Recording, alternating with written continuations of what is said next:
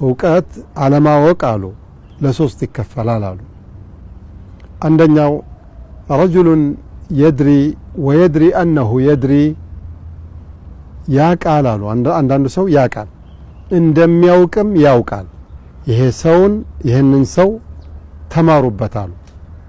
ወረጁሉን ሌላኛው ሰውዬ ደግሞ የድሪ ያውቃል ወላ የድሪ አነሁ የድሪ ፈስአሉ አህለ الذክር ኢን ኩንቱም ላ ተዕለሙን። እውቀት ዘርፍ ላይ ልንለፋ ይገባናል። በየትኛው እውቀት ዘርፍ ላይ ዛሬ በዚህ ዙሪያ ላወሳችሁ ብቅ ብያለሁ። ሰላም አለይኩም ወራህመቱላሂ ወበረካቱ። እውቀት በምንልበት ሰዓት ላይ የትኛው ትልቁ እውቀት? የሸሪዓ እውቀት፣ የአቂዳ እውቀት፣ በተለይ ስለ አላህ ከአቂዳ ከእምነት ጋር የተያዙ እውቀቶችን ልታቂ ይገባል። ከዛ በኋላ ደግሞ ሸሪዓዊ ድንጋጌዎችን ሶላት እንዴት እንደምትሰግድ፣ ዒባዳ እንዴት እንደምታረግ ሁላችንም በተለይ ግዴታ የሆኑብን ሶላት በሁሉም ሰው ላይ ምንድነው ግዴታ ነውና አሰጋገዱ እንዴት ነው፣ ሩክኖቹ ምንድናቸው፣ እንደዚሁም ደግሞ ሽሩጦቹ መስፈርቶቹ ምንድናቸው የሚለውን ማወቅ አለብህ። ይሄ የሸሪዓ ዲን የዲን አልኢስላም ሃይማኖት ምንድነው? በእውቀት ላይ የተመሰረተ የሆነ ሃይማኖት ነው ማለት ነው። ዝም ብለህ የምትሄድበት አይደለም፣ ያለ እውቀት የምትጓዝበት አይደለም ማለት ነው። ለዚህም አላህ ሱብሓነሁ ወተዓላ እነዚያ ዑለማዎችን እነዚያ ሊቃውንቶችን ይበልጥ በእውቀት እሱን የሚያመልኩትን ያደንቃቸዋል። ኢነማ የኽሻ አላህ ሚን ዒባዲሂ ልዑለማ፣ ከባሪያዎች ይበልጥ አላህን ሱብሓነሁ ወተዓላ የሚፈሩት እነዚያ ሊቃውንቶች አዋቂዎች ናቸው ይላል ማለት ነው። አላህን ሱብሓነሁ ወተዓላ በስሙ በባህሪው የሚያውቁ ማለት ነው። በእውቀት ልታመልክ ይገባል። ሸሪዓ እያንዳንዱ ነገር አስቀምጧል። ሸሪዓችን ሽንት ቤት እንዴት እንደምትገባ እውቀት አለ። ያለ እውቀት እንዴት ነው የምትገባው? እንዴት ነው የምትወጣው? ምንድነው የምትለው? ምንድነው የሚጠበቅብህ? ምንድነው ክልክል የሚሆንብህ? አስቀምጧል ማለት። ከቤት ስትወጣ የሚባል ዚክር አለ ማለት ነው። ሰዎች ግር ብለው ይወጣሉ። በጠዋት እኮ አሉ ነቢ አለይሂ ሰላቱ ወሰላም ፈባዑ ነፍሰ ፈሙዕቲቁሃ አው ሙቢቁሃ፣ ግር ብለው ይወጣሉ። ለአላህ አንዳንዶቹ ለአላህ ያኒ ነፍሳቸውን የሸጡ ሆነው ይወጣሉ፣ ነፃ ያወጧታል። እንደዚሁም ደግሞ ያኒ ለሌላ ለስሜት ለሻህዋ ደግሞ ነፍሳቸውን በመሸጥ ለጥፋት የሚዳርጓትም እንዳሉ ተናግረዋል። ስትወጣ ምን ብለህ ነው የምትወጣው? አዝካር الخروج من البيت፣ ከቤት የሚወጣውን ዚክር ብለህ ነው የምትወጣው።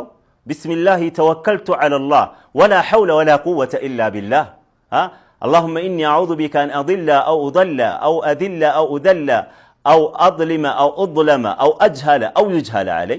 እነዚህን ዚክሮች ትላለህ። ይሄን ካልክኮ ጥሩ ሆነ ነው የምትውለው። በጣም የሚገርምህ ማለት ግልጽ ነው አይደል እንዴ? አዎ አንዱ ሸይጣን ለአንዱ ሸይጣን ይሄ ሰውዬ እኮ በቃ ተበቅቷል፣ በአላህ ጥበቃ ስር ገብቷልና በቃ ሌላ አማራጭ እንፈልግ ነው የሚባባሉት።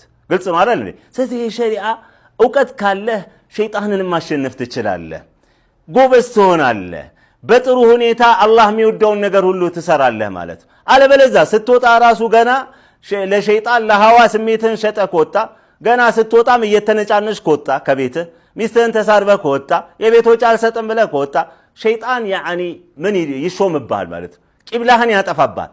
እዛም ውጭም ስትውል ደግሞ ቂብላ የጠፋበት ሆነ ትውላለህ ማለት። ስለዚህ ትጋት ያስፈልጋል ሸሪዓ እውቀት ለመከሰብ። ዛሬ ለዱንያ እውቀት ምን ያህል ይለፋል ሰው? ዝም ብሎ አይገኝም ማለት ቁጭ ብሎ በመቅራት የሆነች አንድ ሰዓት ብቻ 2 ሰዓት በመቀመጥ አይደለም። ታላቁ ሰሃባ አብዱላህ ረዲየላሁ ዐንሁ አርዳህ የዚሁ ማሊክ የሚባለው የቁርአን እውቀት ተሰጥቶታል። ነቢያችን ሰለላሁ ዐለይሂ ወሰለም የቁርአንን እውቀትን ፍቺን ተፍሲርን አሳውቀው ብለው ዱዓ ያደረጉለት ታላቁ ሰሃባ እውቀትን እንዴት ከሰብክ ተብሎ ሲጠየቅ ቢሊሳኒን ሰኡል ወቀልቢን ዓቁል ይላል። በጣም ጠያቂ በሆነች አንደበት መጠየቅ ያለበትን ያለምንም ሼም አልገባኝም እዚህ ጋር አብራሩልኛ ሼክ እያለ በመጠየቅ ማለት ግልጽ ነው አይደል?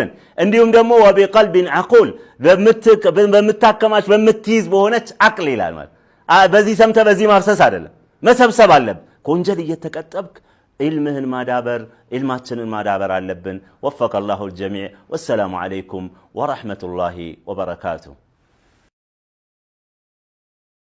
እውቀት አለማወቅ አሉ ለሶስት ይከፈላል አሉ። አንደኛው ረጁሉን የድሪ ወየድሪ አነሁ የድሪ ያቃል አሉ። አንዳንዱ ሰው ያቃል እንደሚያውቅም ያውቃል። ይህንን ሰው ተማሩበታል። ወረጁሉን ሌላኛው ሰውዬ ደግሞ የድሪ ያውቃል ወላ የድሪ አነሁ የድሪ እንደሚያቅ ግን አያውቅም ፈሃዛ ናሲን ፈዘኪሩህ ይሄ ሰው ረስቶ ስለሆነ አስታውሱት ተብሏል።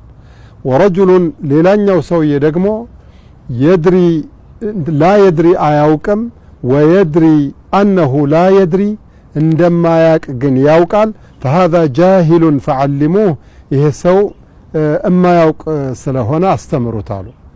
ወረጁሉን አራተኛው ደግሞ አንድ ሰው አለ ላ የድሪ አያውቅም ወላ የድሪ አነሁ ላ የድሪ እንደማያቅም አያቅም ፈሃዛ አሕመቅ ይሄ ጅላጅል ስለሆነ ፈብተዒዱ ሚንህ ከሱ ራቁት ምንም የሚጠቅመው ነገር የለም ብለዋል ይባላል። የፊቅህን አስፈላጊነት አለማወቅ በትክክል መሀይምነት ነው። በተለያዩ አካባቢዎች ያላችሁ ወንድሞቻችንና እህቶቻችን ራሳችሁም ልጆቻችሁንም ጭምር መጀመሪያ ቁርአን ካቀራችኋቸው በኋላ የፊቅህ ትምህርት እንዲማሩ አካባቢ ባለው የፊቅህ መዝሀብ ለምሳሌ መዝሀብ አቢ ሐኒፋ ከሆነ ሽሩጥ الصلاة አቡ ለይት ሙቀዲማ ቱሕፋ ኑር الإيضاح መራቂ الፈላህ አልቁዱሪ በተርቲብ የተቀመጡትን እስከ ላይ ድረስ ለማስተማርም ለመማርም በንቃትና በብርታት ማነሳሳት አለባቸው። እነዚህ የተቀመጡት ኪታቦች የራሳቸው ትርጉም ያላቸው ብዙ የሸሪዓ ትንታኔዎችን ከብዙ ሐዲሶችና ከብዙ ቁርአኖች ከበርካታ አያቶች የተውጣጡትን አህካሞች ቁጭ ያደረጉ ናቸው። ضعيف ሊኖረው ይችላል፣ ደከም ያለ ራእይ የተመዘገበበት ሊኖር ይችላል። እሱን ዓሊሞቹ ያጣሩታል፣ በማስረጃም እንዲደገፍ ያደርጉታል።